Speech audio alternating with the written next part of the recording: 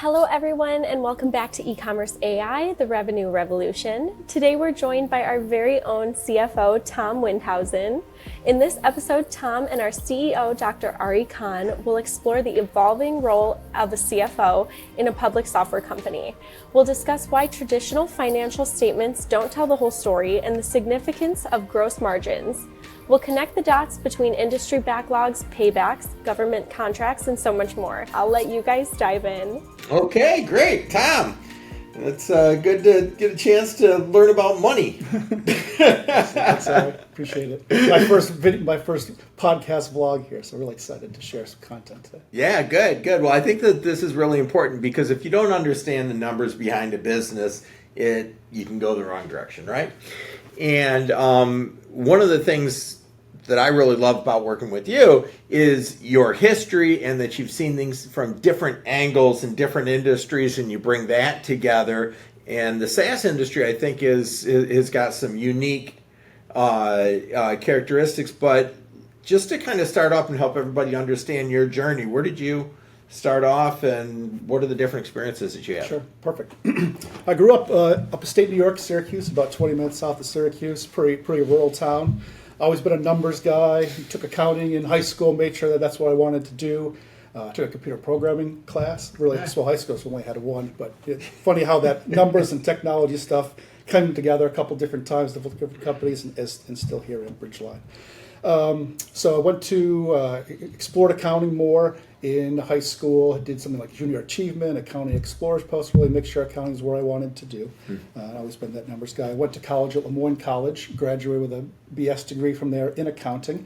And that was before the 150-hour requirements. So I only had 4 years. Those that are going to accounting now have to do 5 years, get their master's, and if they have 5 years before you sit for the CPA exam. Really? So, yeah, that's something that came in play 10 plus years ago, and there's a lot of pressure on the industry to actually remove that because people are not going into accounting because they say, hey, that's another year of college I got to pay for, another year before I get in the job force. So that's really, it's really a hot topic. Good accountants can do that math, and they're like,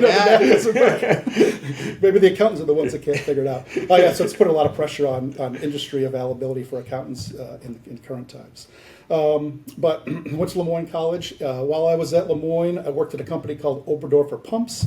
They were a marine pump and other industry pump manufacturer, so that was great. Worked there part-time and over the summers for 2 years, so got some great experience there while I was still in college. They subsequently were purchased by a couple of roll-ups, but they're now owned by Ingersoll Rand, so really big companies, really big manufacturing, and that's kind of where I started in that manufacturing space. After college, I got an offer from PricewaterhouseCoopers, one of the big four accounting firms. So I started working there in Syracuse, a couple clients, ConMed, they're a medical manufacturer, CNMD, and did a lot of things that the young accounting staff get to do. Go inventories on weekends, climb up on oil tanks and do inventories, and saw some really interesting products from really interesting people and companies. Did a year in Syracuse. I transferred down to New York after a year and joined the New York's Retail and Consumer Product Group. So again, was in that manufacturing space, retail space, customers like Duane Reade, which is a big pharmacy here in New York, Dannon Yogurt, Unilever, so giant consumer product companies. I did that for a couple years, then moved over to our Long Island office, worked with a couple different set of clients. I worked on Sbarro, Weight Watchers, NBTY, and we'll come back to Weight Watchers. They got an interesting subscription program, which kind of leads into some of the stuff that we'll talk about later on. And Nature's Bounty, isn't that subscription as well? Yeah, they are. Nature's Bounty is NBTY vitamins, so that was a consumer product company. So I did that, and then I actually transferred to the Industrial Products Group and worked in Brooklyn on National Grid, which is a gas and electricity provider here in the Northeast. So that's subscription. A lot of different experiences there at PwC. So PwC in public accounting was great. I encourage people to stay to manager. It's kind of like dog years. The more you can stay in, the more you can advance on the out, as you get out. So I recommend people stay to at least manager. It's really tough. It's tough work sometimes, a lot of hours, but it really pays for itself.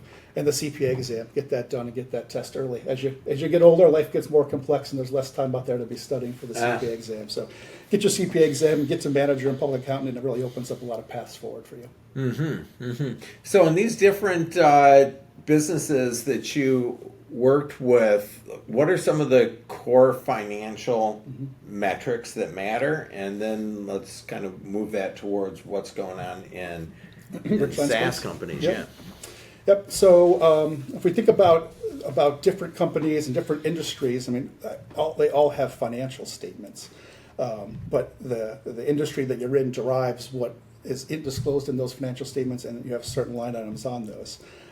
So after my time at PwC, I worked at DealerTrack. So that was another technology company. That was my first introduction into SaaS. Like we have here at Bridgeline, we had professional services, and we had SaaS-based delivery. And they're really just online tool delivery, right? We have our SaaS products here, including like Search and HawkSearch, and we had that same thing at DealerTrack, offering online tools to better customers, and people pay that on a recurring basis. So if you kind of compare and contrast some of those companies, like here at Bridgeline, we don't have inventory. We don't create products and put them on the shelf and sell them to distributors.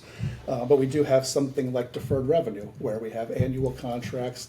Customers pay us a year, and for the entire year, we recognize that revenue over 12 months. So we send the invoice, we collect the cash, and then we have to take that over time. So a company like Duane Reade, which is a retailer, or NBTY, wouldn't have that deferred revenue, because you don't go hand in money at Duane Reade and then say I'm going to come back in 12 months and pick that up. Right. So there's no deferred revenue on a lot of the manufacturing company financial statements.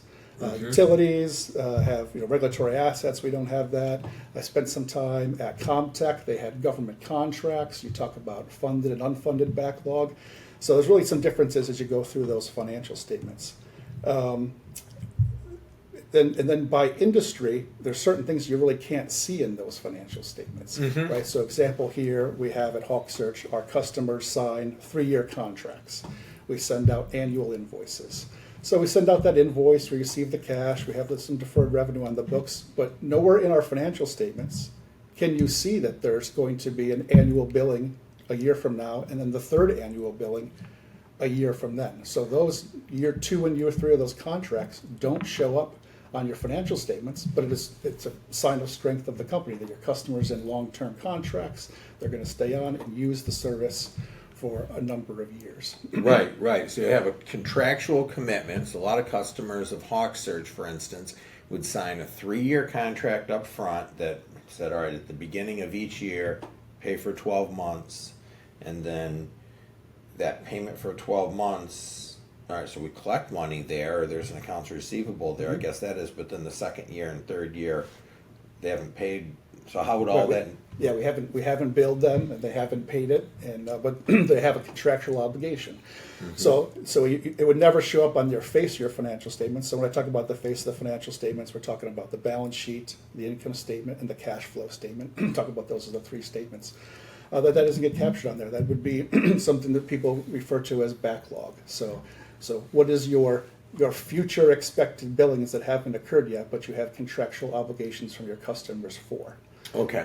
And to capture that, you're talking about using different KPIs and metrics that also vary by industry.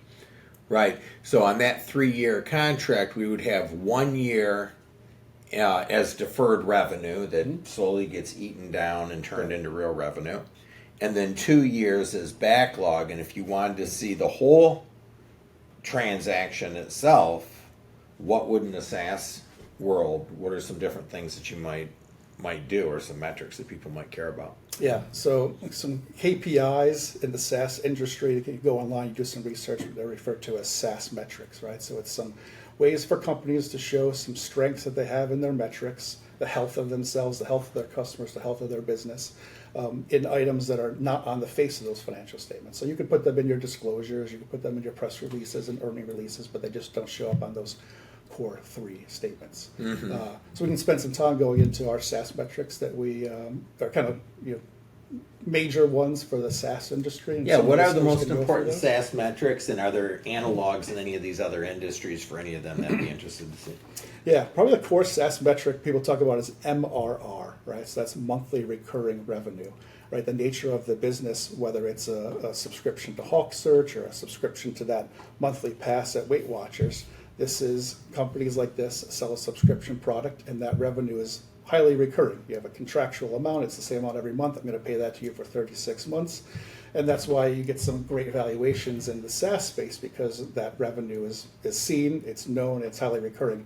If there's weather and no one goes shopping on that day and no one buys a store at a retailer, that revenue doesn't exist. Maybe they'll come back when it's not raining and buy it, or you just had a lost sale.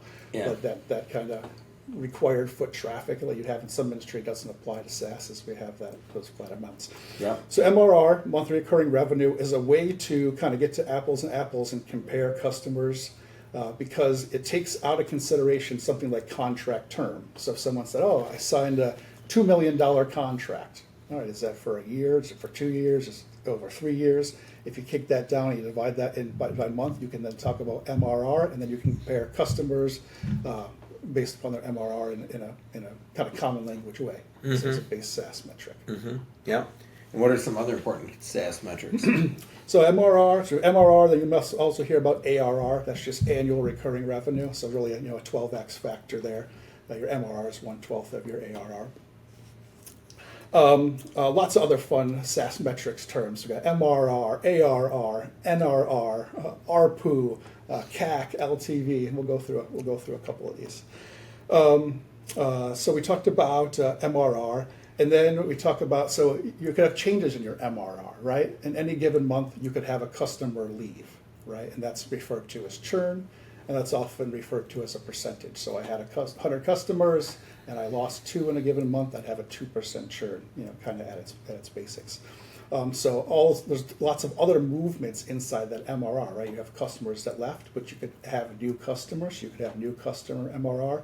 You could have expansion of your product by a customer. So your customer adds on a product. You could have, people call that like expansion MRR. Okay. You could sell new products into an existing company, so into an existing customer. So it comes down to really how people define their SaaS metrics. It's really important to define them, understand some interesting parts that could be part of your industry or as part of your customer base or as part of your company, define those and apply them consistently. So you really want to have a good tale of history so you can assess your SaaS metrics and know how it tells the story before you would consider showing them to investors and going through that process. Okay. So the NRR, net retained revenue, is a quantitative measurement of how sticky your software is. Right. So if we think about MRR as a dollar amount, it's the amount of revenue you're getting per month. NRR, net retained revenue, that's usually a percentage. Got it. Right. So we talked about churn as being a percentage based upon a customer count, but think about NRR as being a churn or a growth metric based upon your dollars or your MRR. Right? So you could say, okay, I had MRR last month of 100, and I had customers reduced. I lost 2 from churn, and I had upsells of 3. And then my revenue the next month would be 100 minus 2 plus 3, so it'd be 101. So your NRR is actually over 100. It's 101%. If I compare my current MRR to the prior period, how much revenue did I retain? Over 100%. Over 100% from that customer base of the prior period. New customers since that prior date aren't part of that. Right.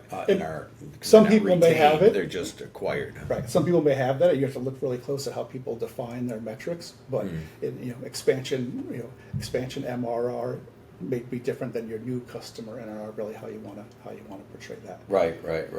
So a great NRR is over 100. I didn't lose any customers. My revenue actually increased on the same base. So you see a lot in retail, people talk about same store sales. So for my stores that existed a year ago, what is the current sales for that same base? And in the SaaS industry, you'd look at NRR, like you'd look at same store sales. For my customers that were here last month or last year, what's my revenue now on that same base. Okay. All right. What are some other metrics that are important? So, so next one probably want to talk about is CAC, and that is customer acquisition cost. And it's funny, if you watch Shark Tank, that may be a SaaS metric that you didn't think you knew about, but it's pretty important in the SaaS space. So how much does it cost you to get your customer? So we went through some of those examples. We talked about churn, right? So if I had a revenue of 100 and I had a churn of 2, my revenue is going to be 98. I want to show growth. I got to go find new customers. Yeah. So how much does it cost you to go find that customer? And that's what CAC is, your customer acquisition cost. So think about that as your sales team, your marketing team. It'd be their labor, it'd be their commissions. You also could have lead gen costs. You're going to conferences, anywhere where you go out and try to find those new customers, touch those customers. Yeah. You could bring that all in, and you consider that your customer acquisition cost for a period. Okay. And then if you want to figure out what your acquisition cost per customer is, you divide that by your number of customers won in the period. So if I spent $100 in CAC, $100 in customer acquisition costs, and I won 3 customers, I'd say my customer acquisition cost was $33 for the period. All right. Okay. And is that a common metric, your cost per customer? It is. It's super common, but it doesn't really mean anything on its own. It's just a number. Like, okay, we just said, okay, it's 33. Is that good? Is that bad? How do you think about that? Right. And that's a tricky question because each contract's different, right?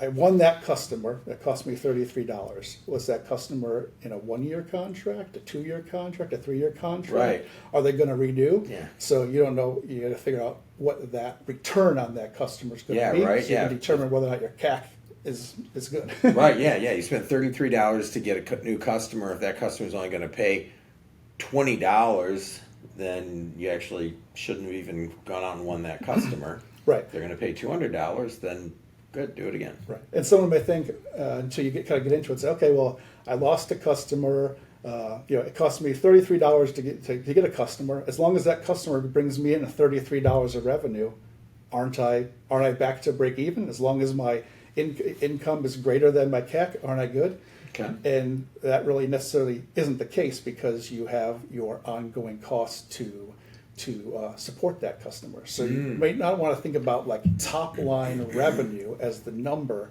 when you're considering your return on your CAC because you have the ongoing support costs and ongoing labor costs to go through. So you want your lifetime value from your contract to be definitely higher than your customer acquisition cost. Okay. And a lot of times you can go online, search all the different SaaS metrics, and there's tons of great articles out there on SaaS metrics.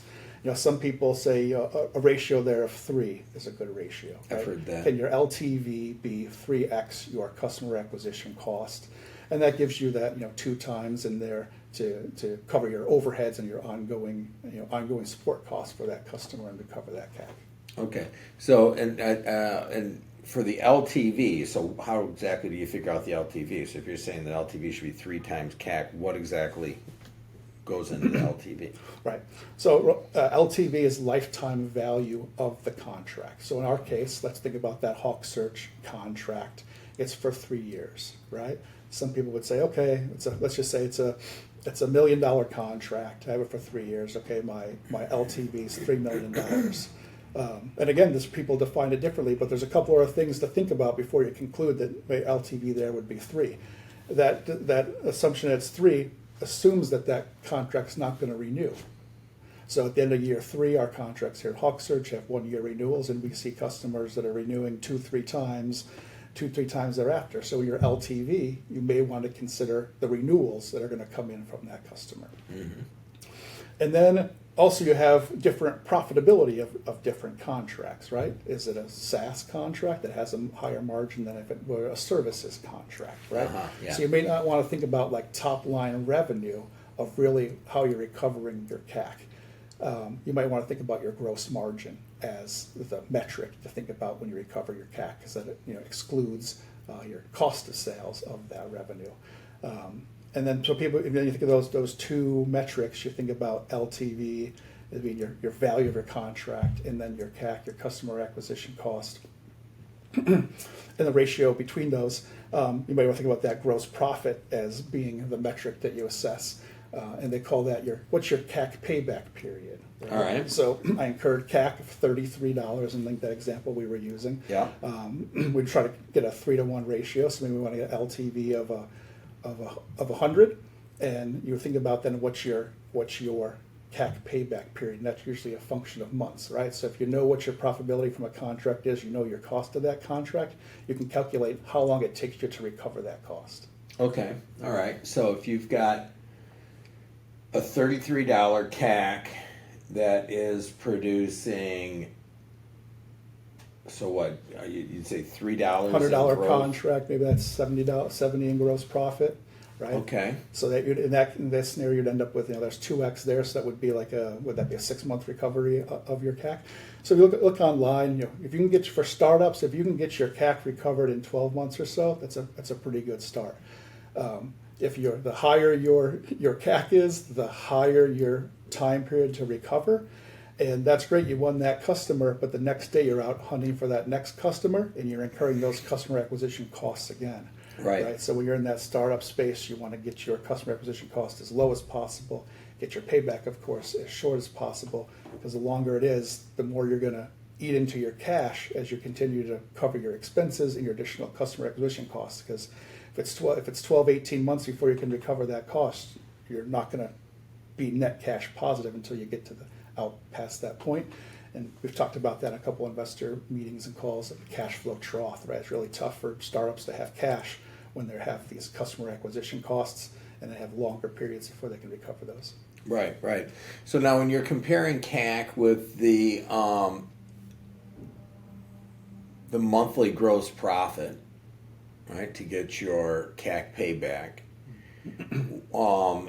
you've got sales and marketing costs as part of that. You've got your cost of goods sold as part of it, but that's not the whole story.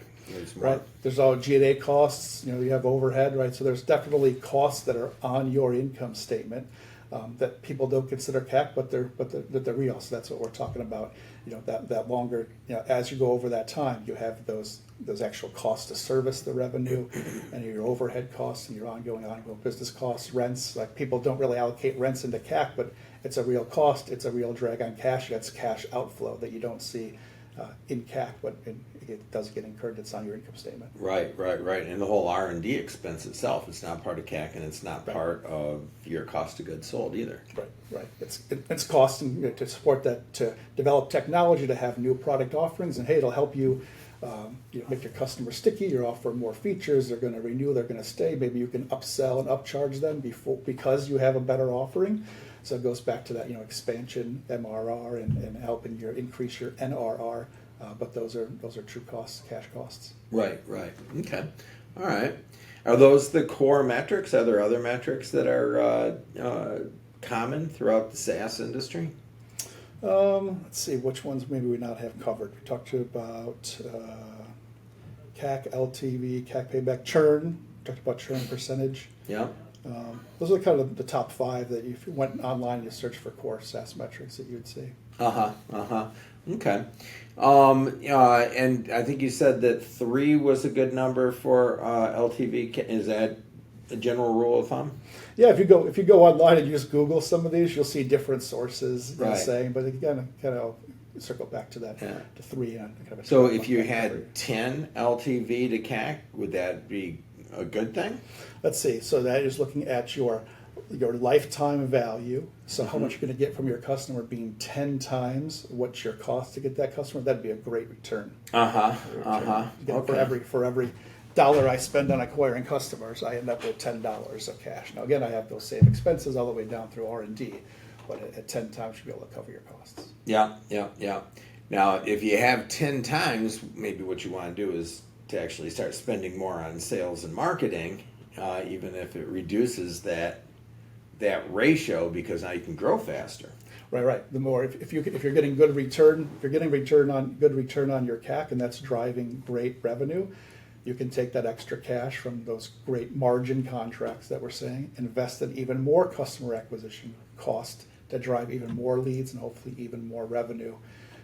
You have that cash flow trough before you recover that, but once you get really rolling in that and you have a great sales process and really have a great way to acquire customers, feeding dollars into that customer acquisition cost, as long as you can get great return on the contract, is a great way to growth. Okay. All right. Cool. Good. I've seen a lot of people have confusion over deferred revenue before. Maybe you could help explain that. Sure. So deferred revenue is cash that you've received from your customer that you don't have the right to record in revenue yet because of accounting rules and how revenue recognition works, right? So to go back and say let's just say we have our annual billing of a HawkSearch customer, right? Let's say we have HawkSearch customer $2,000 a month, and that would be a $24,000 annual subscription, right? So we'd send a $24,000 invoice to the customer, and that would give us our receivable from the customer. Let's say the customer pays that to us in the same month in 30 days. So I now have my cash, so I don't have my receivable anymore. So I have 12 months of cash, but I've only provided 1 month of service. Right? Okay. So you take that contractual value, the $24,000, divided by the 12-month term, and that's $2,000 a month in revenue. So after month 1, I recognize $2,000 in revenue, and that comes off deferred revenue. So your deferred revenue will step down. It'll be $24,000 in month 1, $22,000 in month 2, $20,000 in month 3, as revenue increases on the income statement. You get $2,000 in month 1, another $2,000 in month 2. So really you take, as the appropriate period of time passes, you take the dollars out of deferred revenue and you recognize them in revenue in the income statement. Okay. All right. All right. Well, where can people learn more about SaaS metrics? Google. On Google? just start Googling this stuff, Yeah, right? It's really important in the SaaS industry, and there's a lot of individuals that publish weekly newsletters, monthly newsletters on SaaS metrics and what's going on, hot topics in the SaaS industry. A lot of intro level articles, a lot of medium level articles, and then some deeper articles about how you would analyze some of those SaaS metrics. So taking some of the terms we talked about today, putting them into Google, and you kind of get a sense of how they interact with each other, and then you can do research on, what's a great KPI or what's a great metric for my industry. Right. Or you can type in industry, if I'm a manufacturing company, what's a great KPI for manufacturing company? What's a great SaaS metrics for this space? Okay, so to recap, let's just go over what all the core metrics are. Right. We talked about MRR, and that's kind of an apples to apple measurement of what your monthly revenue is.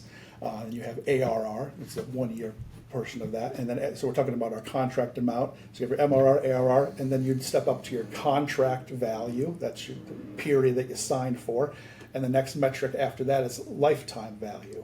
So that includes expected renewals for your customers. That's on the contract side, how we step up through those. MRR being a month, ARR being a year, contract value being the contractual term, and then LTV including expected renewals. Okay. All right. Cool. And then you had a few other ones in addition to those. So that's your base amounts is your revenue. MRR, ARR, TCV, and LTV. Yeah. How revenue could go down through. Talked about revenue going down through churn. We talked about CAC, which are customer acquisition costs, and what it takes to bring in that next customer, and how much of my revenue cash I have to use to get those next customers in.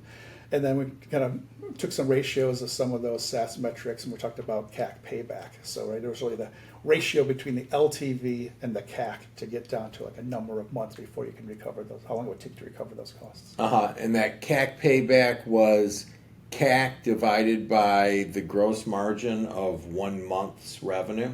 Yep. Or the gross profit of 1 month's revenue? You could compare your total acquisition cost to your expected margin from that contract, from that customer. And look at that ratio. Okay. All right. Okay. So there's CAC payback. Okay, good. And does backlog fall in here anywhere, or is that a different? Backlog would be a metric, and it's important for a lot of industries, and it's important for SaaS because it's that view into what's the signed contracts that I have on paper, in my drawer that I can't show yet on my on my core financials, my balance sheet, income statement, or cash flow, because I haven't billed those yet, and it's not time to contractually bill those. Yeah. So as you bill and you collect cash, it goes into deferred revenue. Deferred revenue goes down over time as you recognize it. And then when you get to month 13, we send that annual invoice again, and we do the same thing we talked about, where we have 12 months of deferred revenue that goes down as our revenue goes up. We send that year 2 contract, same thing starts again. Deferred revenue will come up higher on your balance sheet and then burn down over the 12-month billing term until you send the next invoice. Cool. Great. Okay. Tom, thank you. I think this is exciting stuff, and a lot of people are going to learn a lot about SaaS metrics here. Excellent. So we're talking about the variability in those financial statements in industry. So really, look at your industry, go online and see what the KPIs are that are important for your industry.